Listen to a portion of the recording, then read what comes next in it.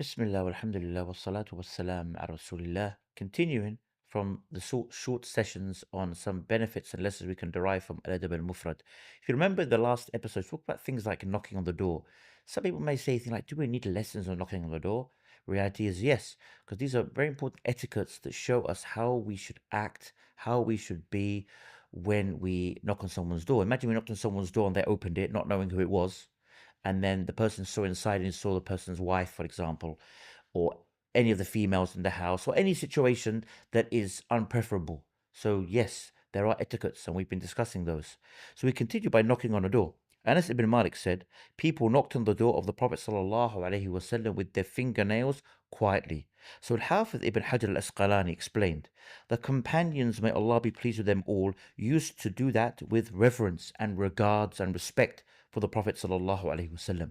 So it becomes known that it is not proper to knock at the door of the scholars and righteous people except softly, using the fingernails and then the fingers and then the knuckles. Rightly, if the place is far from the door such that the sound of the knock with the fingers will not be heard, then the knocking should be done with something more than that within the limits of need.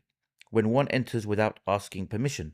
Khalad ibn Hanbal said, Safwan ibn Umayyah sent me to the Prophet ﷺ during the conquest of Mecca with some milk, gazelle, and daghabis. Daghabis meaning vegetables. The Prophet ﷺ was at the top of the valley, and Khalad neither gave the greeting nor asked for permission.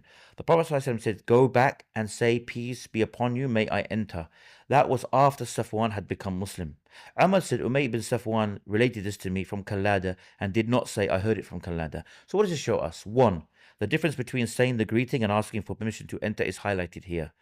It proves that the earlier should precede the latter. Also, when a person enters without following these precepts, he should be taught the right thing and asked to go back and follow the etiquette. When someone says, can I come in, and does not give a greeting. Abu Hurairah said, when someone says, can I come in, and does not give a greeting, then say no, not until you bring the key. When asked, you mean the salam? Abu Hurairah said, yes. Also, Rabi' ibn Hash said, a man from Bani Amr narrated to me that he came to the Prophet ﷺ and asked, can I come in?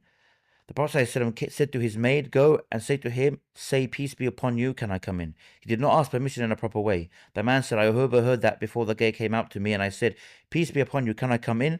Then the Prophet ﷺ said, and upon you, enter. The man continued, I went in and said, with what have you been sent? The Prophet ﷺ said, I have only brought good. I have come to you to teach that you worship Allah alone with no partner, and to stop worshipping Al-Lat and Al-Uzza, and that you pray 5 prayers in the night and the day, fast a month in the year, and go on Hajj to his house. You are to take from the property of the rich men and give it to the poor. I said to him, is there anything you do not know? The Prophet ﷺ said, Allah knows the good. There is knowledge that no one knows except Allah. There are the 5 things that Allah only knows. Allah has the knowledge of the hour. He sends down abundant rain. He knows what is in the wombs. No soul knows what he will earn the next day. A soul does not know in which land it will die. So this shows us the hadith contains the following points of benefit. 1. One should ask for permission to enter. 2. The one who wrongly seeks to enter should be taught the correct way of entering. 3. The companions, may Allah be pleased with them, keenly obeyed the Prophet ﷺ while answering questions. One should start by giving a response before following the explanation. 5. The hadith, such as the hadith of Ibn Umar, collected by Bukhari Muslim in the Sahihs, mentions this. 6. Students should not unnecessarily be jerky and excited and ambitious when they ask questions. They should present their questions confidently, clearly, and mannerly. And inshallah, until next time, as we continue on this kind of topic, I leave you with the greetings of Islam, the greetings of peace. Wassalamu alaikum.